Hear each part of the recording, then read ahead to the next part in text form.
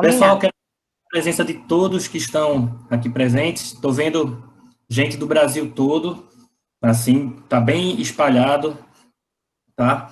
Tem a professora de Portugal, não sei se tem mais alguém de Portugal também na sala com a gente, tá? Mas é uma honra, é um prazer muito grande ter vocês aqui, tá? E espero que a gente possa contribuir, colaborar com as nossas falas para difundir um pouco mais essa questão de estudo de aula, que é, pelo menos no Brasil, é pouquíssimo conhecido, tá bom? Então, falando aqui da professora Mônica, ela é licenciada em ensino de Física e Química, variante Química, mestre em Física para o ensino e doutor em Educação pela Universidade de Lisboa. Ela é professora da Universidade de Lisboa e eu quero agradecer grandemente por ela aceitar prontamente esse meu convite, tá? E dizer agora que as palavras estão com ela. Pode ficar à vontade, professora. Uhum.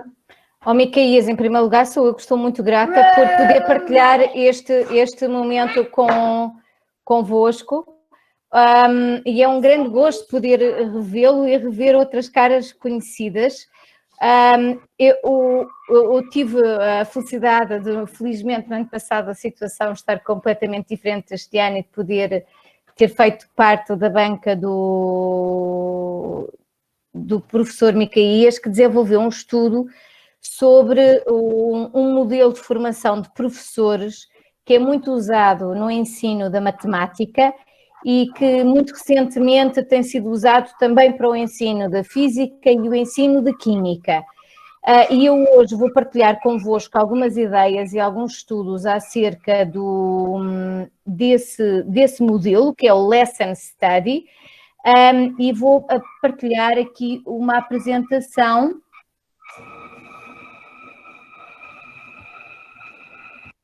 Só um pouquinho para ver se eu consigo encontrar. Okay. Conseguem ver a apresentação? Sim? Sim, Micaías? Aparecendo sim, professora. Sim, conseguem ver?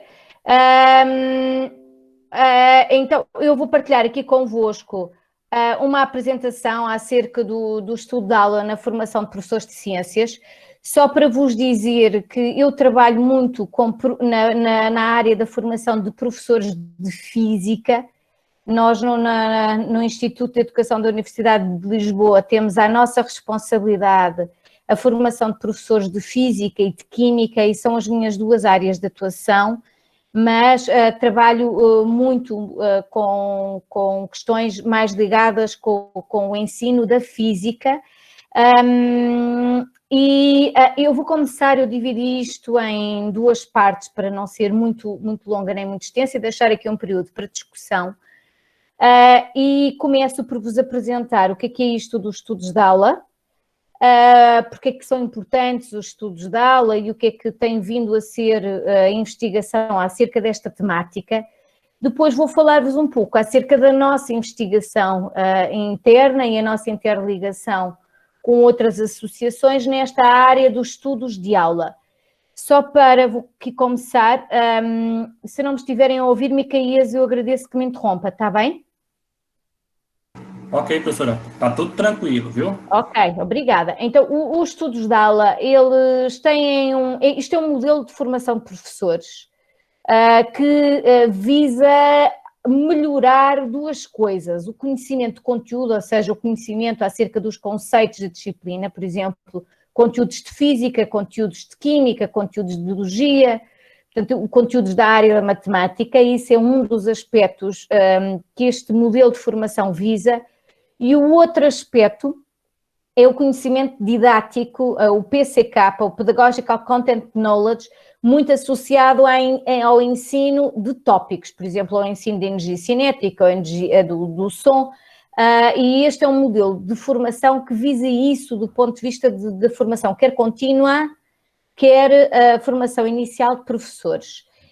O estudo de aula teve origem no Japão. Esta palavra que vocês veem aqui é uma palavra, é a forma como se diz estudo de aula em japonês. mas começou a ser muito conhecida a nível internacional a partir de 2004, quando houve um congresso na área do ensino da matemática nos Estados Unidos, e a partir daí começaram-se a desenvolver estudos de aula e pesquisas sobre este modelo de formação fora do Japão. Nós, em Portugal, traduzimos, e no Brasil, traduzimos Lesson Study por estudos de aula.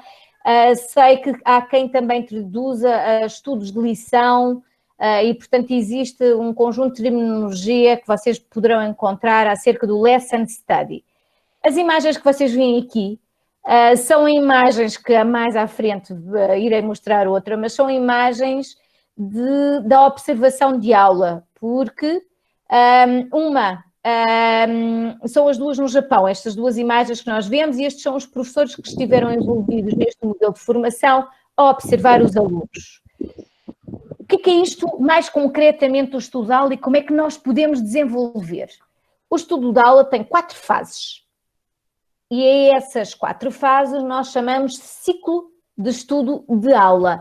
E a primeira fase é a fase do objetivo, ou seja, muito concretamente, é um grupo de professores no qual podem participar, além de professores, futuros professores, ou ainda investigadores que se juntam para planear uma aula sobre um determinado conteúdo da área da física, química, matemática, biologia, português, etc.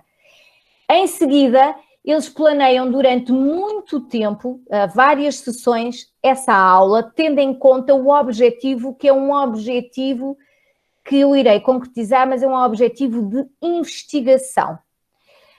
A aula é, em seguida, lecionada por um professor do grupo e os restantes professores têm o papel de observadores. Depois dessa aula ser lecionada, segue-se um momento de reflexão pós-aula e vocês podem ver aqui, estes são momentos, que é este aqui, esta fotografia é nos Estados Unidos, este é novamente no Japão.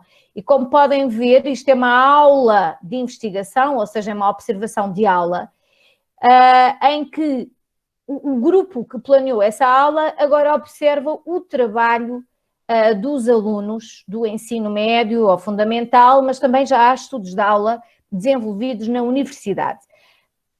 A questão é o que é que diferencia este modelo de formação de outros modelos que já existem, nomeadamente muito ligados, por exemplo, aos estágios, em que os futuros professores fazem estágios em escolas cooperantes ou em escolas do ensino médio fundamental.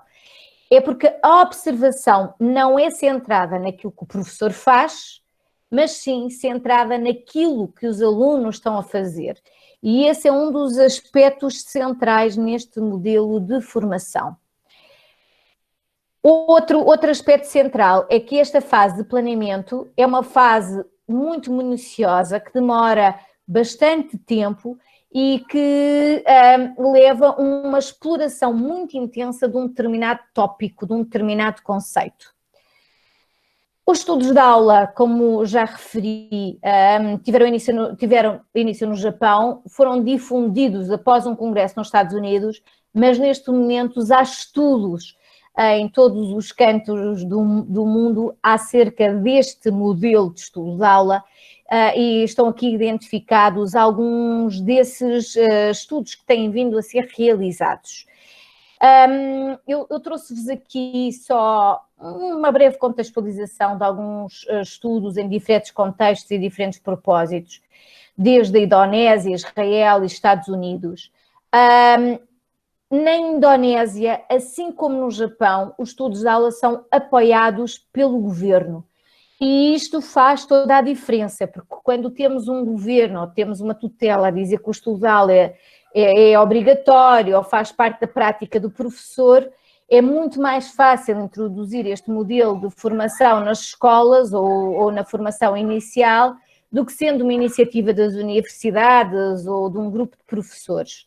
Mas só para vos dizer que têm ocorrido vários estudos acerca deste assunto com resultados extremamente interessantes. Há, no entanto, apesar de já existirem vários estudos, há ainda muito a estudar, até porque na área, por exemplo, das ciências, quer na física, quer na química, há poucos estudos ainda sobre os efeitos deste modelo, quer nas aprendizagens profissionais dos professores, quer na própria dinâmica do estudo de aula, que permite proporcionar essas aprendizagens, e, portanto, é aqui um campo de investigação ainda com bastante para nós podermos dar contributos. E isto são algumas das questões de investigação que são pertinentes e que faria todo o sentido podermos dar resposta do ponto de vista da investigação. Estas são algumas das questões que tirei de artigos recentes, mas, por exemplo, qual o valor formativo da análise das dificuldades e estratégias dos alunos durante um estudo de aula, está muito pouco estudado, os processos de raciocínio dos alunos, a abordagem exploratória, e eu vou-vos dizer porque é que está aqui o ensino da matemática, é porque existem muitos estudos, e como eu já referi, isto foi tirado de artigos científicos, há muitos estudos acerca de lesson study no ensino da matemática, mas há poucos ainda na área das ciências. Dando continuidade aqui à minha apresentação, eu agora vou-vos mostrar resultados e vou concretizar um pouco esta questão dos estudos de aula e vou usar um exemplo no qual participei e tive uma voz bastante ativa e que foi feito e desenvolvido com professores de Física e Química sobre um tópico que é sobre o som. E, portanto, os exemplos que vocês vão ver são acerca deste tópico, o som. Mas antes disto, importa dizer que quando nós começámos a delinear, nós enquanto equipa, o estudo de aula na formação de professores de Física, fomos fazer uma revisão de literatura acerca do assunto e percebemos que este modelo de formação inicial, para ter sucesso na formação inicial de professores, tinha que sofrer várias alterações. Uma das alterações prendia-se com a altura do estágio de formação, ou seja, do estágio de desenvolvimento profissional em que estes futuros professores se encontravam. Se estavam no primeiro ano, ou se estariam no segundo, ou no terceiro, ou no quarto, ou no quinto ano do seu curso. Isso interessava para delinear e para percebermos que adaptações teriam que ser feitas ao estudo de aula. Outro aspecto que nos pareceu e careceu que seria relevante ter em consideração relaciona-se com o professor cooperante. Ou seja, o professor na formação inicial faz o seu estágio nas escolas e a esse professor nós chamamos professor cooperante, é aquele que coopera com a universidade, e por isso tivemos em conta no delineamento da formação inicial, tal como os estudos recomendam, o papel deste professor cooperante. E isso foi também um dos aspectos que careceu, do nosso ponto de vista, consideração. Eu vou passar um bocadinho para a frente e para vos dizer que para o estudo de aula que nós desenvolvemos, nós tivemos que ter em conta objetivos de investigação, ou seja, o que é que nós queríamos investigar quando colocávamos os futuros professores a trabalhar num contexto de estudo de aula. E um dos nossos objetivos foi saber se, pelo facto de estarem envolvidos num estudo de aula, se isso aumentava ou se tinha efeitos no seu conhecimento acerca do Inquiry-Based Science Education. E este foi o nosso objetivo de investigação. Tendo em conta isto, eu trouxe só aqui um pouquinho de contextualização acerca do Inquiry, porque é que é importante e porque é que nós decidimos que o estudo de aula se centrava no Inquiry e não noutra coisa. E nós decidimos isso porque sabemos que o Inquiry é algo que é muito importante para o ensino da física e da química, que o Inquiry é uma metodologia de ensino que ajuda os alunos das escolas básicas, ou seja, do ensino médio e do ensino secundário, a perceber melhor as questões ligadas à área das ciências, mas também sabemos, e os estudos mostram disso, que os professores e os futuros professores muitas vezes não ensinam através de metodologias como o Inquiry, mas num ensino mais fechado, num ensino que nós chamamos de ensino mais tradicional. Fomos ver e existiam muito poucos estudos acerca de Inquiry e estudo de aula.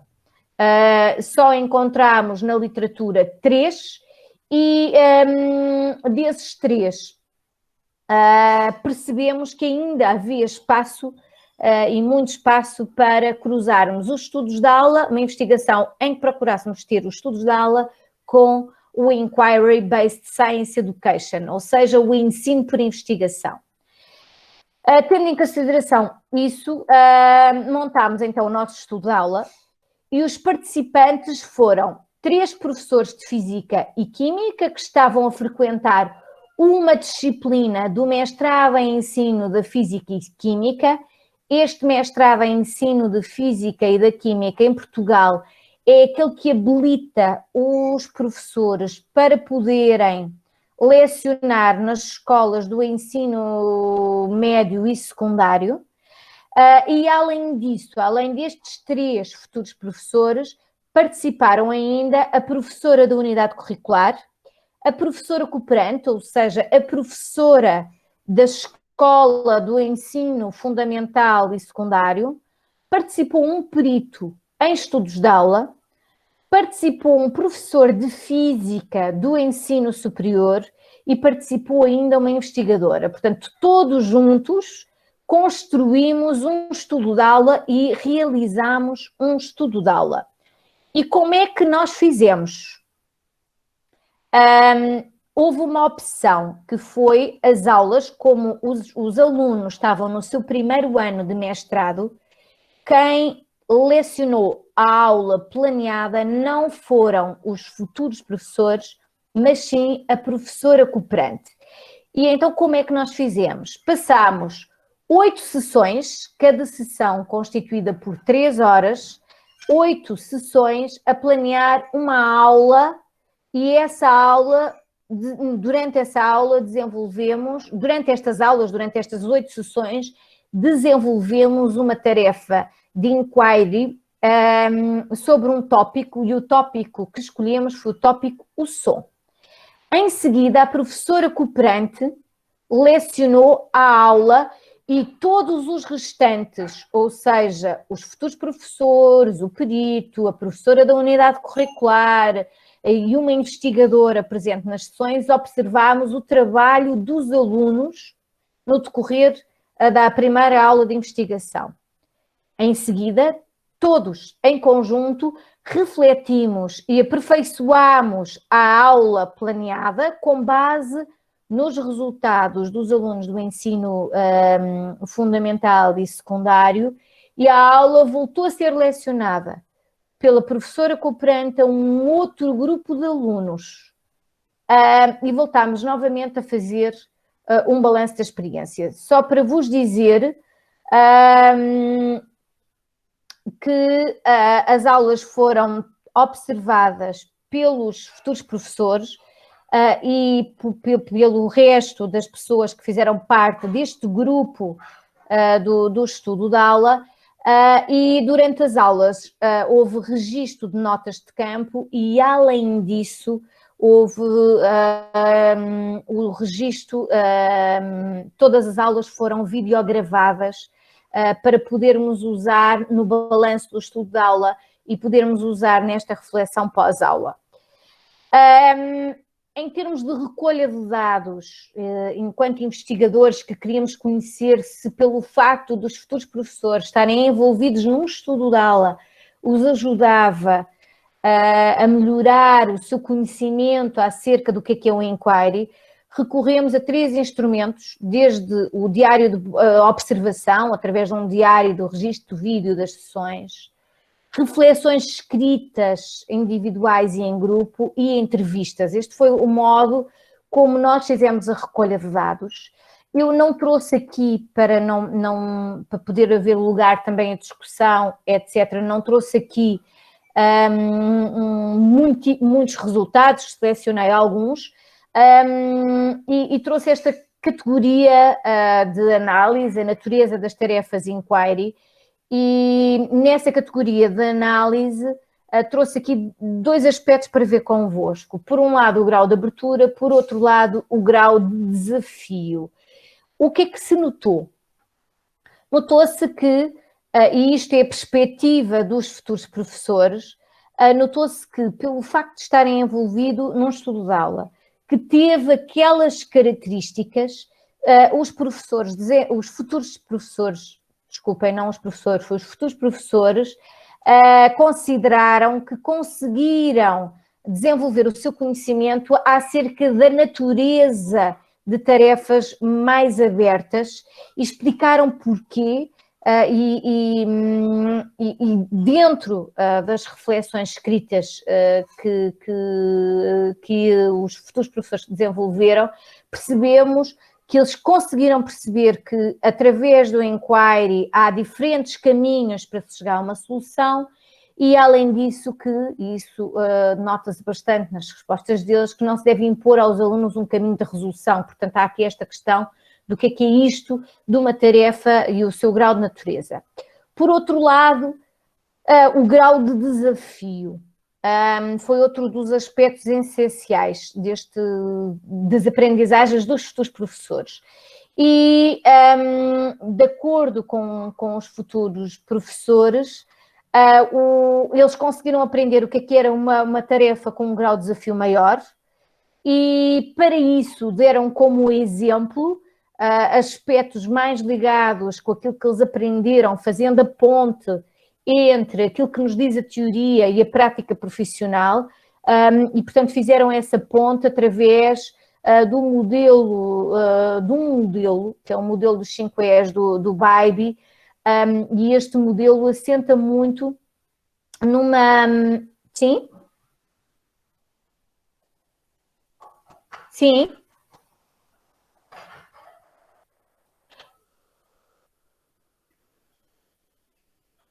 Sim? Conseguem ouvir-me? Tranquilo. Tranquilo? Estamos ouvindo. Estamos Eu ouvindo. acho que isto caiu, não foi? Eu estou escutando. É? Eu estou ouvindo bem também, professora. Pronto, muito obrigada. Isto só para vos dizer que este estudo de aula teve esta particularidade, eles reconheceram o grau de desafio e não só pelas respostas dos seus alunos, mas também porque fizeram pontes entre aquilo que nos diz a teoria e aquilo que nos diz a prática. Eles identificaram ainda algumas potencialidades para os alunos. As imagens que nós vemos aqui são imagens da resolução de tarefa, são imagens das aulas de investigação, ou seja, da observação das aulas. O que aconteceu foi que os futuros professores, cada um deles ficou responsável por observar um grupo dentro da sala de aula e registar as aprendizagens e a registar as dificuldades dos alunos do ensino médio e do ensino, neste caso era uma turma com 13 anos de idade, pertencente à 8ª série. E para os professores isso foi bastante importante, não só porque tiveram a oportunidade de ver como é que os alunos trabalham, como também perceberam que este tipo de tarefa, ou seja, era uma tarefa sobre o som e com uma perspectiva ou seguindo uma metodologia de inquiry, favoreceu a autonomia dos alunos e esse foi um aspecto essencial. Eu vou fazer só aqui em suma e depois, antes de terminar, os futuros professores consideraram que as questões mais abertas das tarefas permitem aos alunos ter um papel mais ativo e esse foi um aspecto fundamental. Que o grau de desafio permitiu aos alunos do ensino fundamental compreender os conceitos de física que ali estavam, mas não foram só os conceitos, foi o próprio processo da ciência, ou seja, mais direcionado, que era uma atividade sobre o som em que os alunos tinham que interpretar gráficos, tinham que... o tópico mais específico era a velocidade do som e optámos por partir de um contexto que era associado com a trovoada para os alunos registarem o intervalo do tempo e a distância para calcularem o valor da velocidade do som, e os processos da ciência está relacionado exatamente com o uso das representações, ou seja, com o gráfico, com a construção da tabela, e o raciocínio dos alunos prende-se com o modo como eles chegaram à resolução desta tarefa, que podia ter caminhos e estratégias de resolução alternativas. O que é que, como aspectos mais problemáticos que aqui surgiram?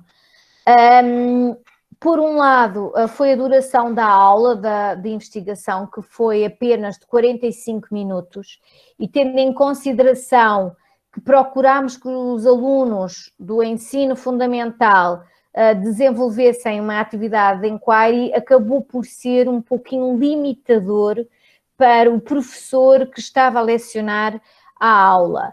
Mas de todas as formas, e em jeito de conclusão, a nossa experiência com este modelo de formação, neste contexto muito específico, em que procurámos perceber qual era a perspectiva dos futuros professores acerca de um estudo da aula para as suas aprendizagens sobre o inquiry, podemos dizer, pelos resultados que obtivemos, que os futuros professores valorizaram a natureza das tarefas, o grau do desafio e que indicaram fortes benefícios deste modelo de formação e o modo como ele decorreu para aprendizagens dos alunos do ensino médio e do ensino fundamental, está bem? Eu vou terminar por aqui, porque para deixar algum espaço para questões, porque eu tinha combinado com o Micaías não fazer uma apresentação muito extensa para dar a oportunidade para discussão. E agora acho que podemos... Eu não sei, eu quero até perguntar para a senhora, professora, se eu apresento e a gente deixa as discussões para o final. Acho muito bem, Micaías, acho que é melhor assim. Então, tá bom. Então, é bom que, de repente, uma coisa da minha já complementa algo da sua ou o contrário, tá certo? Muito bem, combinado. Pronto. Quero agradecer aqui a apresentação da professora, bem esclarecedora, tá? E vou agora falar um pouquinho sobre a minha experiência e tentar dar um panorama rapidinho aqui da questão do Brasil, tá bom? Professora, tem como tirar da sua apresentação, para não ficar com...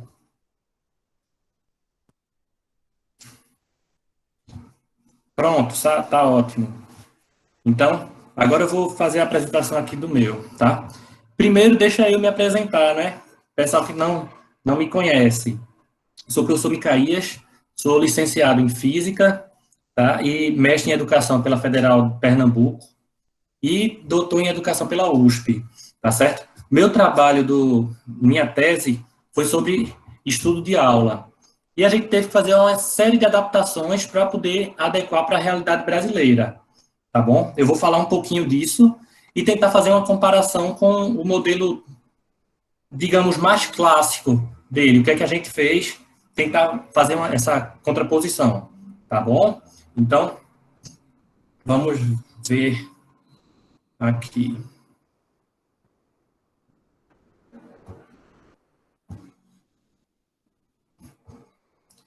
Vocês estão conseguindo ver minha tela? Sim, Micaías, consigo. Pronto. Então, deixa eu colocar aqui do começo, tá?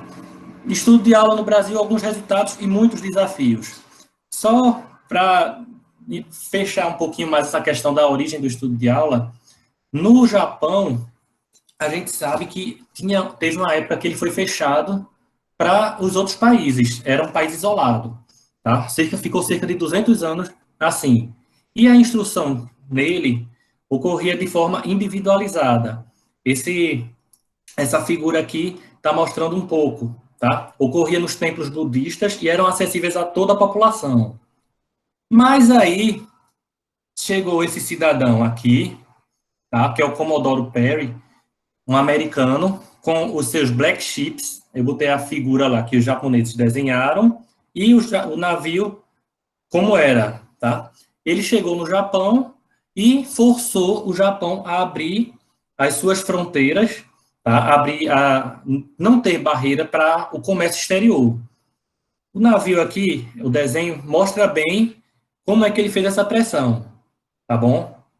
Vários canhões, tá? Navios de guerra. Então, o Japão foi forçado a abrir as suas fronteiras, a realizar o comércio exterior. E com isso, os dirigentes lá da época disseram que, já que iam fazer comércio com o exterior, eles tinham que conhecer a cultura do exterior, etc. E isso passava também pela educação. Aí deixaram esse modelo de instrução individualizada e passaram a usar métodos ocidentais. Por exemplo, a aula expositiva, que eles não conheciam, tá certo? Então, isso daí foi o começo do estudo de aula. Foram professores americanos para lá, para o Japão, e começaram a falar de como era que se dava aula no Ocidente. Esses professores davam aula na Escola Normal de Tóquio, e os professores que se formavam da Escola Normal de Tóquio, usando esses métodos, iam dar aula nas escolas espalhadas pelo Japão. Grupos de estudantes, de futuros professores, iam assistir essa aula e procuravam replicar. E assim, a partir daí foi que surgiu a questão do estudo de aula, que eram estudos para ficar com a aula mais parecida com aquela aula padrão, que era a aula produzida pelo professor, no caso, já treinado. Tá? Então, tal como a professora Mônica falou, normalmente 4 etapas, tá? Primeira, os objetivos de aprendizagem. A segunda, planejamento da aula de investigação. A terceira, observação da aula de investigação e coleta de dados sobre a aprendizagem e desenvolvimento dos estudantes. E a quarta etapa, usar os dados para refletir na aula e como é que pode usar isso na instrução, tá? Interessante na questão do estudo de aula é que é voltado para a aprendizagem do aluno.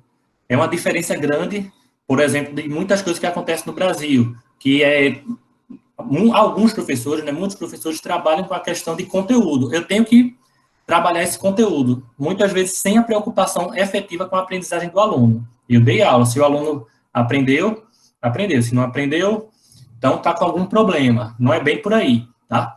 Então, só para citar um pouquinho a situação do Brasil, a professora comentou que o estudo de aula foi difundido, começou a se difundir mais a partir de 2004, tá? Aí no Brasil, são bem poucos trabalhos, tá? Querendo fazer uma citação aqui do trabalho da Bonotto, Giovelli e Scheller, tá? Que identificaram 346 produções brasileiras sobre o estudo de aula, mas que depois de análise selecionaram 33 e dessas 33 utilizaram 10 na sua pesquisa, tá certo? Mostrando o estudo da arte do estudo de aula, estado da arte do estudo de aula aqui no Brasil.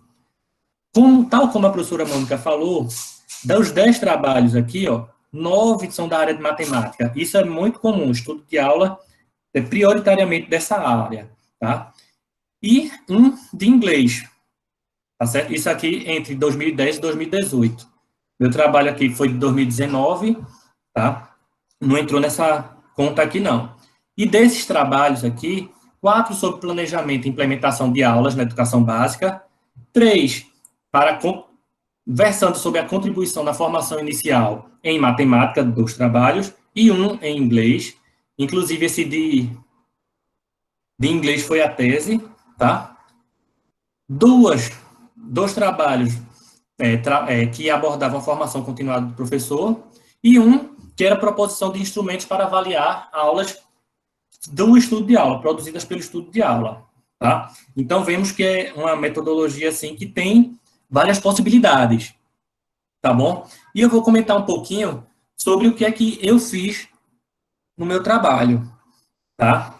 Aí, fizemos primeiro estudos piloto, primeiramente um grupo só com licenciandos e outro grupo só com professores. Interessante é que no grupo de licenciandos, nós fizemos uma aula de investigação sobre o som também. A professora falando na apresentação dela, eu lembrei dessa aula que foi bem interessante, que os alunos estavam estagiando na educação básica no ensino fundamental, no caso, 9º ano. Aí, uma das aulas produzidas foi sobre o som, e a gente foi aplicar lá. Os próprios licenciados aplicaram e a gente supervisionou, tá? Foi bem legal. O outro grupo foi de professores que fazíamos os ciclos de estudo de aula, eles produziam as aulas e apresentavam nas suas próprias turmas, tá? Isso aqui foi o piloto. No trabalho da tese, o trabalho que fizemos uma análise mais profunda, foi feita a criação de 2 grupos, 2 comunidades de prática, que mesclavam professores de física em serviço e professores de física em formação, os licenciandos, tá? Aí tinha uma troca de experiência, tal. Eu vou falar um pouquinho sobre comunidade de prática mais à frente, tá? Tinha a observação direta participante, aqui, tanto nas reuniões das comunidades de prática e não participante na administração de aula, que a gente só observa, tá? As aulas, os encontros foram gravados em áudio, vídeo ou diário de campo e transcrições, foram feitas as transcrições deles, tá? Foi analisado através da análise de conteúdo de Bardan, tá? Utilizando os indicadores de formação de comunidade de prática de Wenger e indicadores de desenvolvimento profissional, aí de Fiorentini e Cresce, as práticas potencializadoras e características do desenvolvimento profissional elencadas por Almeida, tá? Aí dessas daqui a gente escolheu desenvolvimento profissional e mudança nas estruturas mentais, concepções, crenças, teorias, preocupações, etc., no conhecimento e nas práticas, e os fatores endógenos, que são referentes às características de cada sujeito, processo de significação e ação. Vale salientar que aqui no Brasil tem uma realidade diferente de muitos outros países. Vou comentar em relação ao Japão, tá? Por exemplo, Japão, eles têm um período específico para essa formação.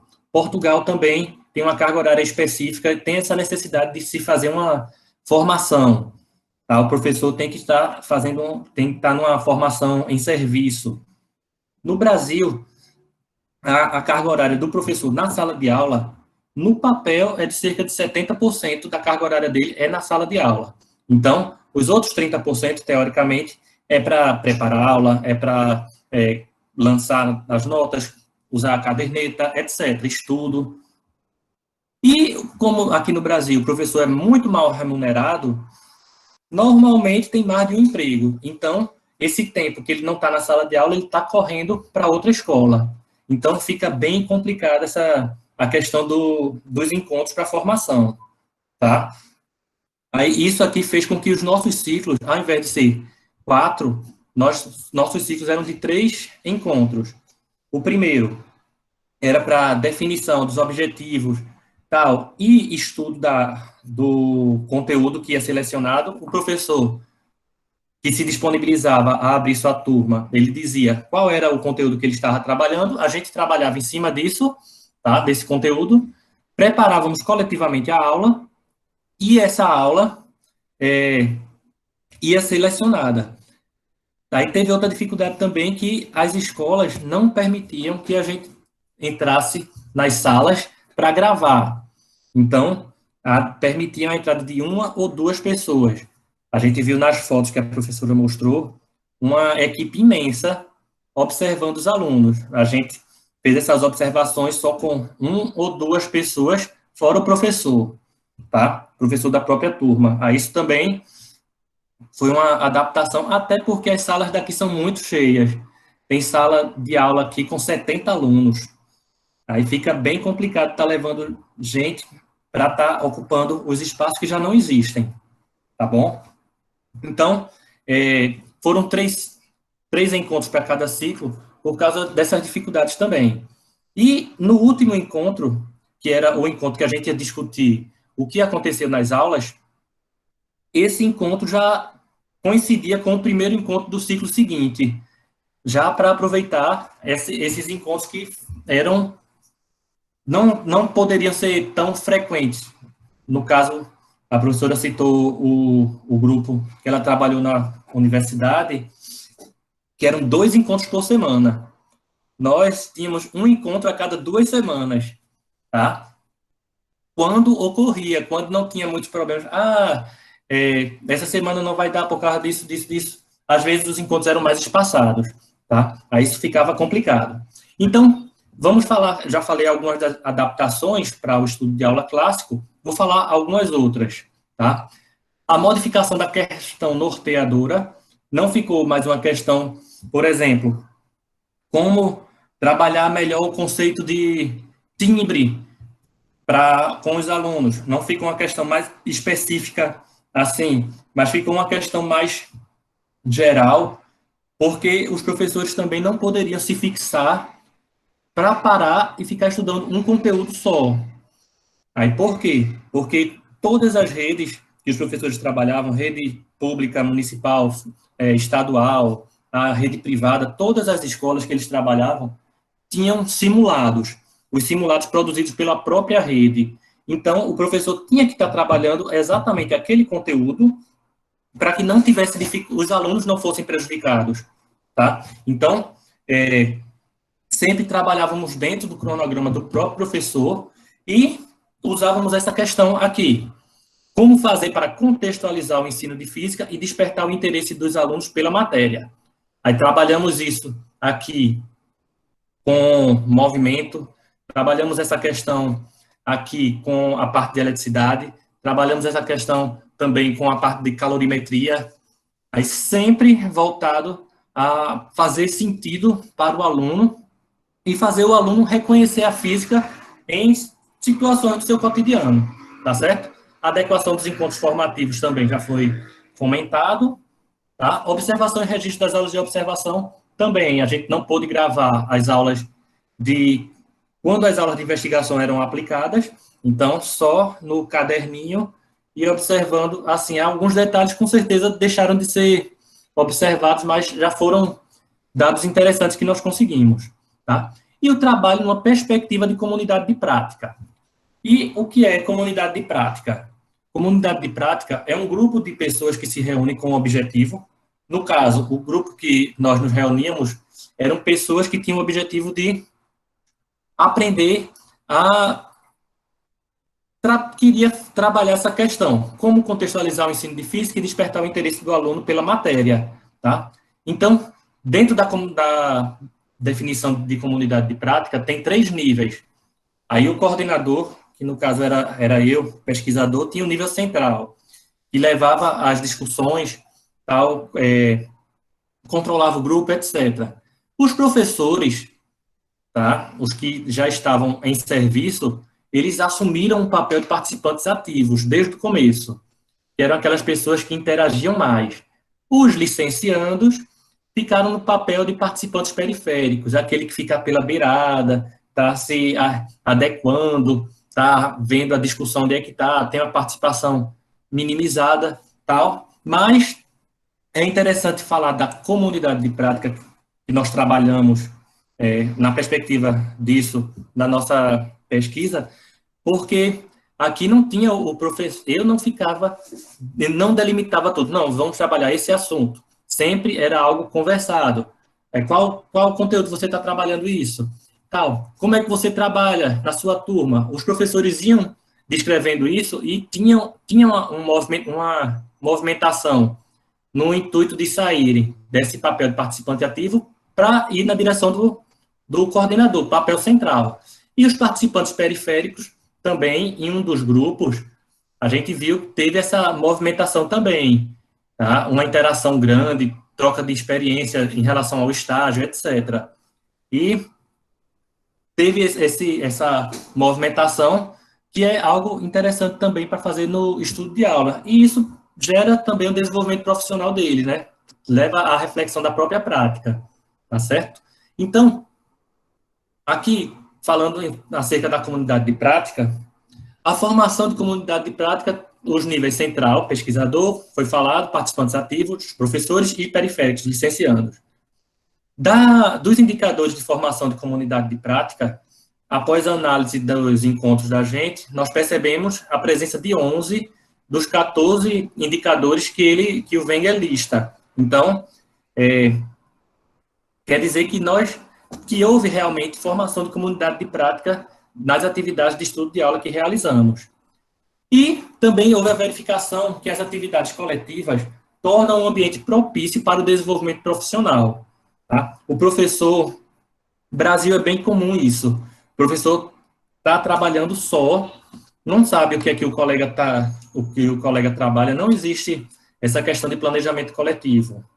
Só para dar um exemplo disso, eu, quando era professor da educação básica, o único momento que teve de planejamento coletivo foi no primeiro dia que voltamos de férias para fazer o planejamento do ano. Eu sentei com outro professor de física e a gente, em 15 minutos, fez o planejamento do ano. Pronto, foi o único momento de planejamento coletivo que teve entre os colegas, entre os pares. E depois, cada um fazendo seu trabalho de uma forma isolada.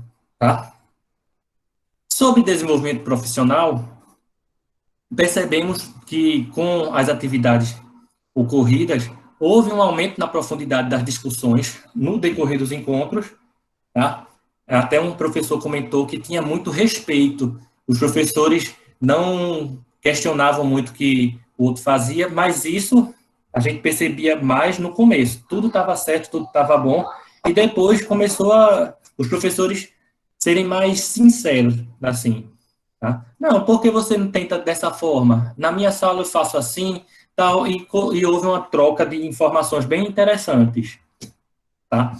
Houve também uma preocupação efetiva com a aprendizagem dos alunos. Não foi mais aquele padrão de aula, que era o professor chegando, boa tarde, e joga a fórmula no quadro, fazer exercício da página tal. Não, sempre era procurando saber, colocando alguma situação, fazendo os alunos interagirem. Quando envolvesse os alunos, a partir daí era trabalhado o conteúdo. Era dado esse ponto de partida para que gerasse o interesse deles, e a partir daí o professor trabalhava o que queria. Tá? E a gente viu que a aprendizagem se tornou mais efetiva, que os alunos viam sentido naquilo que eles estavam estudando e tinham uma compreensão maior, porque era trabalhado de uma forma um pouco mais conceitual, não só algébrica. Tá? As aulas foram elaboradas visando mais a participação e a valorização do conhecimento prévio do aluno, e houve uma maior reflexão acerca da própria ação do professor. Tá? A gente viu que até professor que não abriu sua turma, que não deu para a gente fazer a aula de investigação em todas as turmas de todos os professores, tá? Mas professor que não aplicou a aula de investigação em suas turmas, mas que deu um indício que mudou as ações dele. Ele passou a refletir mais, a desenvolver mais a questão da empatia, tal, se ver enquanto aluno também, nessa época, será que eu tinha esse conhecimento, eu poderia falar já dessa maneira, tal, e a partir daí, as aulas se desenvolveram de uma forma mais interessante, tá? Tanto para os alunos quanto para os professores também. Também um interesse maior em aprender e discutir acerca da própria prática. É difícil o professor ter um feedback daquilo que ele faz, tá? Então, o feedback dos pares também era interessante, porque, às vezes, alguns vícios, algumas coisas que o professor faz que podem não ser das mais interessantes para os alunos ou para a aprendizagem de uma forma geral deles, aí ele tomava ciência a partir do retorno que ele tinha, tá, dos colegas. E a questão, falando sobre a aplicabilidade do estudo de aula para a realidade local, aqui brasileira, no meu caso aqui, Piauí, tá? Aí vimos que é aplicável, tá? No contexto analisado, gera o desenvolvimento profissional, produz aulas inovadoras e de maior qualidade. Aula inovadora Não estou falando de algo tecnológico, não. As aulas, algumas foram bem simples, mas foram inovadoras no sentido de gerar a participação dos alunos, questioná-los, valorizar as respostas deles, os conhecimentos prévios dele. Aí foi inovadora nesse sentido, porque modificou um pouco a ação do professor, tá? E assim, envolveu mais os alunos nessa realidade. Vimos também que tem múltiplas possibilidades de temáticas. Trabalhamos questão de mecânica, questão de física térmica, de física elétrica, trabalhamos em escola militar, trabalhamos em escola filantrópica, trabalhamos em escola privada, trabalhamos em escola pública no ensino médio e no ensino fundamental, tá? Então, várias possibilidades diferentes de aplicação e as aulas de investigação puderam ser adequadas para todas essas realidades. E questão da modificação da ação docente, mesmo ao término das atividades. Tá? Terminamos os ciclos terminamos os ciclos do estudo de aula, assim, da final do semestre, do primeiro semestre. Quando foi no meio do segundo semestre que nós fizemos uma avaliação da atividade, o momento que a gente conseguiu se reunir, teve professor comentando que aquilo ali ainda estava reverberando para ele, que ele tinha modificado a forma de trabalhar um determinado conteúdo, abordado uma questão matemática, feito uma revisão, buscado que os alunos entendiam daquilo, tal. E a partir disso, quando trabalhou bem essa questão do embasamento do aluno, tal, ele foi trabalhar o conteúdo e viu que a aula fluiu de uma forma bem mais interessante do que se ele tivesse feito vista grossa em relação a isso. É a questão que eu comentei aqui da empatia, se colocar no lugar do aluno também, tá? Então, aqui a gente apresenta alguns desafios, tá, para realidade local. Estou falando aqui, realidade local, do Piauí, mas eu sei que do Brasil como um todo é semelhante, tá? Desafio: aprofundar a relação entre a universidade e a escola, bem como tornar a formação inicial mais próxima da realidade na qual o futuro professor vai trabalhar, tá? Não ficar num discurso teórico, às vezes até utópico, na universidade, mas mostrar uma realidade para o aluno que ele vai encontrar na escola. E também fazer com que as atividades de pesquisa que ocorrem efetivamente na universidade cheguem na escola. Não fique só pesquisa de gabinete, mas sejam pesquisas que sejam aplicáveis. Tá? A questão da valorização do professor, também, de dar condições do professor estudar, ter uma formação melhor, ter uma maior qualidade de vida, até para um salário mais digno, não precisar ficar se deslocando tanto de um emprego para outro. Tá? Conheço professor que dá aula em 5 escolas diferentes. Aí, qual a qualidade dessas aulas? Como é que ele se prepara para isso? Qual é a vida que ele tem? Fica bem complicado se a gente para pensar, tá? Também tempo de qualidade para formações e estudo, especialmente os coletivos. Professor, como ele não é valorizado, precisa trabalhar em vários empregos, o período que ele teria para, teoricamente, realizar a formação, ele está realizando atividade, muitas vezes, de outras escolas. Tá? Então, tem que ter esse tempo para isso, e até, inclusive, as próprias redes, eu falei da rede municipal, rede estadual, etc., tem que promover esses momentos para que tenha uma reflexão sobre como o professor está trabalhando, dê condições para ele repensar a sua própria ação. Tá? E, finalizando aqui, ampliar o alcance do estudo de aula, visando aumentar o número de professores participantes e, consequentemente, o de alunos atendidos.